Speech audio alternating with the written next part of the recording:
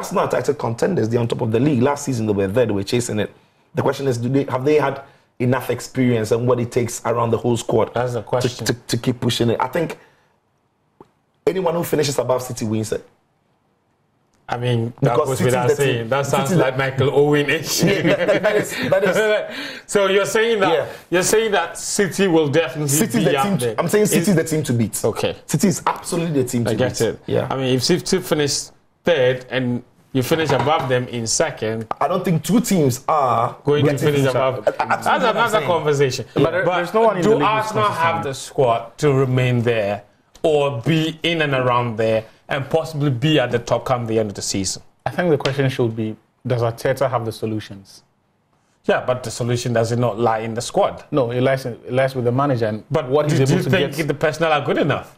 Arteta says they are good enough because you cannot spend about £200 million and then turn around and tell us that you don't have the depth. Not him. Crazy. I'm asking you. Yeah, Arteta can speak all he wants. So I'm saying that based on the investments that Arteta has made, he should. But does he? He has to. For me, that's it. It is not up for debate. He has to because look. You think the current player can win it? He has to. He has to be able to because I'm trying to look at this, and the question that I keep asking myself is: in Arteta's mind, does he prioritize improving this team and finding more solutions, right? In game state solutions, and make this a team that is an improvement on last season's, or he just think he can manage the season smarter and win the league? Okay. Those are two, because... Yeah, those are two separate things. Two separate things. I was thinking of what value his investments have brought to Arsenal in the past. I don't think it has improved the squad at all. That's my personal opinion. The only value they've got out of their investment has to be the value of availability from Declan Rice, because Rice is not an improvement on Partey. He's only been available when Partey is not available. So, but that's a big deal. That's a big deal. But are you can be good, but if you don't play, you're useless. But friends, who pays north of £100 million for availability?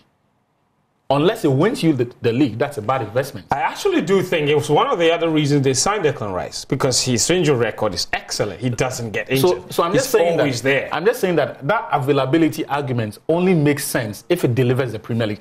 Come the end of the season, it will be justified to have spent north of £100 million for availability if it delivers the league. Because if we are to... Do you think Arsenal fans would be disappointed if they don't win the league this season? Yes, they have Why would they be? They don't have a better team than Man City.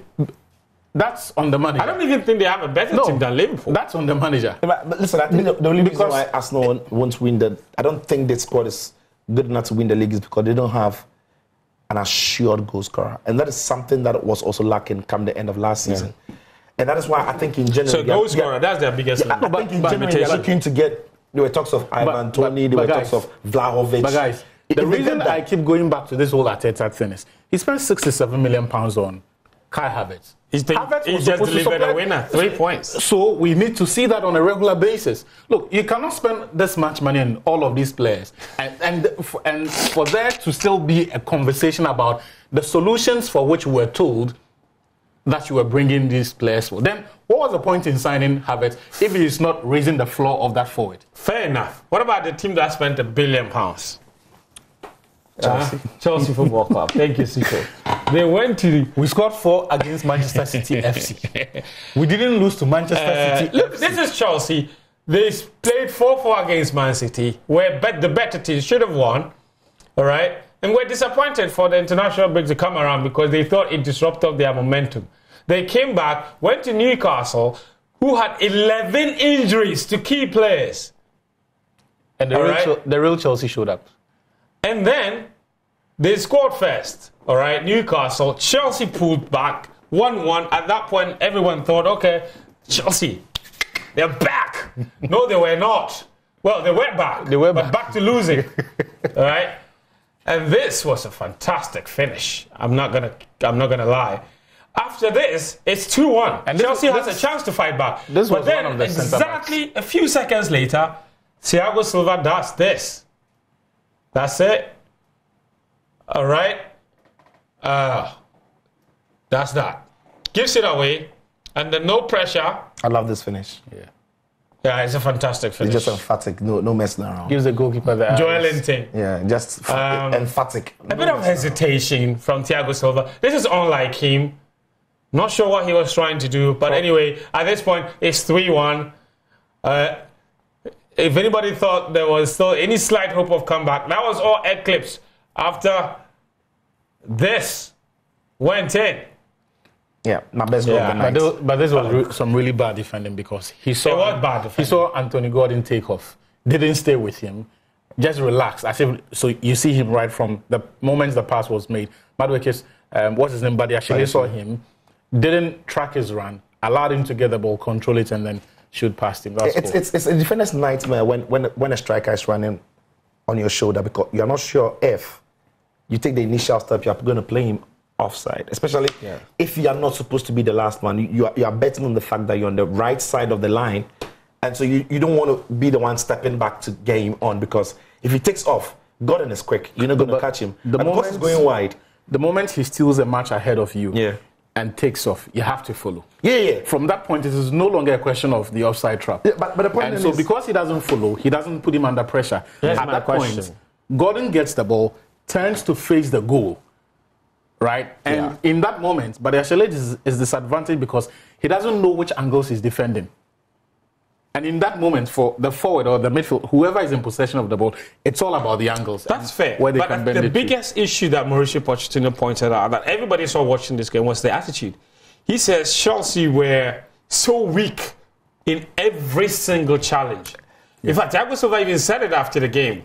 Like, what is going on with that? I think it's more of a Newcastle plotted than every team feels weak against Newcastle. It's being a theme. Not at this point. It's being a running theme with Chelsea. I'm saying that at this point, you know what to expect when you go to Newcastle. But so you can't make excuses. People go to Newcastle and begin to look like they are not fit. Yeah. And that's the thing about Newcastle. It's either you are matching their intensity or you are slowing the tempo of the game. Because when you begin to match their intensity and you're not fit enough, you're going to have problems dealing with Newcastle. I think Chelsea were undone by moments in this game, and one of those moments was the Thiago Silva error. One of the other moments were some half chances that a better finisher puts them away from Jackson Martinez, and that would take Chelsea to 2-1. If those chances went in those moments went in favor of Chelsea, the narrative of the fixture changes, and then Thiago Silva soon after makes the mistake that puts Newcastle 3-1 up. Rich James' moment comes and it's one man down, and Gordon runs into that same space and causes a problem. So I agree Chelsea's intensity and the way they were fighting for the second balls wasn't great. But not many teams go to Newcastle at the St. James's and win those second balls. Ultimately, I thought Newcastle showed that they wanted it a lot more because they were just the intensity was just there. The crowd was up and they were properly backed and they got their ass together. For Chelsea, it was those moments that they didn't take and those moments that Newcastle punished that took the game away from them and it looked terrible on the day. Unbelievable. And